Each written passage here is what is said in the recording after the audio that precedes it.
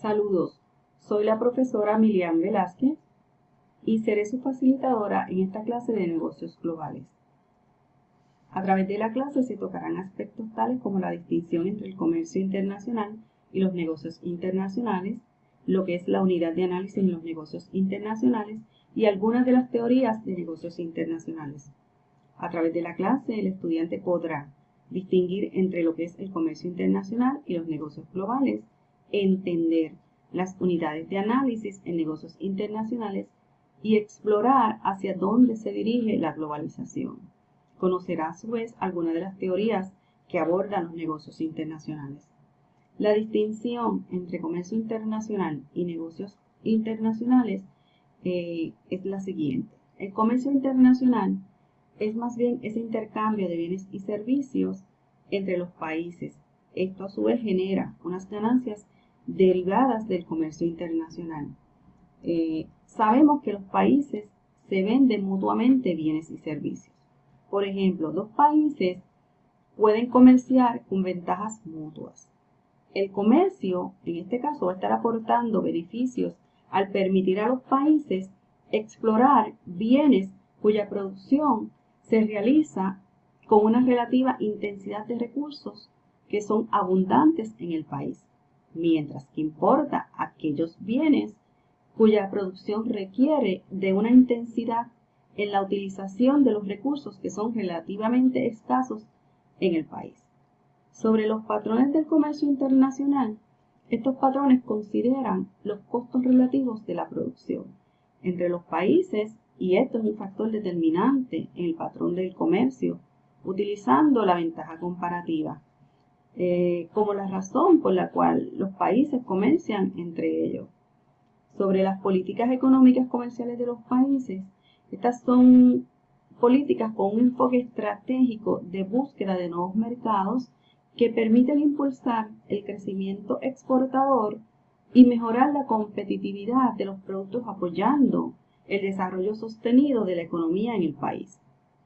Sobre los negocios internacionales, es más bien aborda una gestión de la producción global y la empresa. A través de esa gestión hay una coordinación de la producción. Esa coordinación permite que existen redes interorganizacionales que sirven como instrumento de desarrollo económico regional, así como un factor influyente de manera positiva en la competitividad de las naciones. Sobre las políticas organizacionales, estas son guías que orientan acción, o sea, son lineamientos a observar en la toma de decisiones sobre las actividades y los procesos de una organización.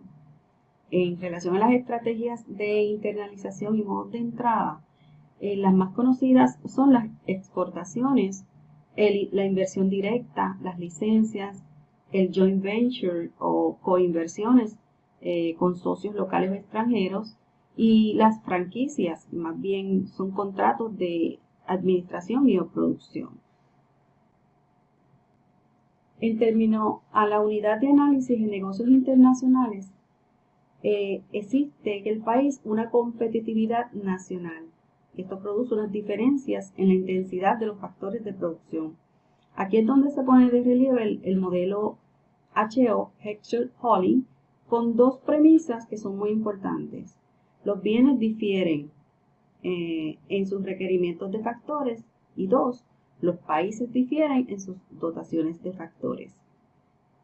Sobre las empresas multinacionales, la inversión extranjera directa, la transferencia de tecnología transfronteriza se da en función de si contribuye a la maximización del beneficio de la empresa transnacional. Sobre el desarrollo de los factores macroeconómicos, ese entorno macroeconómico es vital para saber en qué condiciones de soporte compite una empresa nacional con otras del mundo o en qué condiciones se desarrollan los negocios en un sector de la economía del país comparado con otros sectores nacionales e internacionales. Sobre el análisis del país, las ventajas específicas del país se estructuran en tres áreas: estructuras institucionales, sistema político democrático. Este más bien aborda la amplitud conceptual que ha asumido el término democracia, ha llevado a que se consideren las más diversas estrategias participativas. Sobre el totalitario, ejerce un control en un país de forma autoritaria, imponiendo en la legalidad un sistema no democrático. Sobre el sistema económico y las políticas económicas, hay unas características regulatorias. Entre ellas están las barreras arancelarias, esas restricciones al comercio externo de un país, y mediante impuestos a la exportación e importación de bienes o servicios por parte de un país o una zona económica.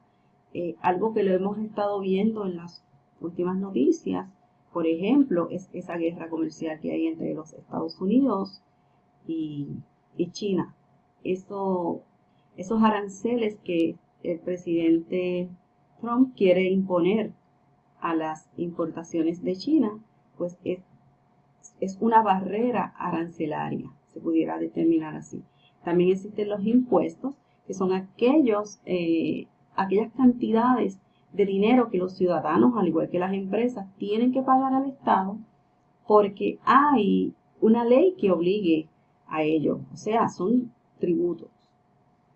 De igual manera están las regulaciones ambientales, que son ese conjunto de normas que abarcan todas las reglamentaciones oficiales que tienen como objetivo mejorar la calidad ambiental y la sanidad en los mercados internos y estratégicos.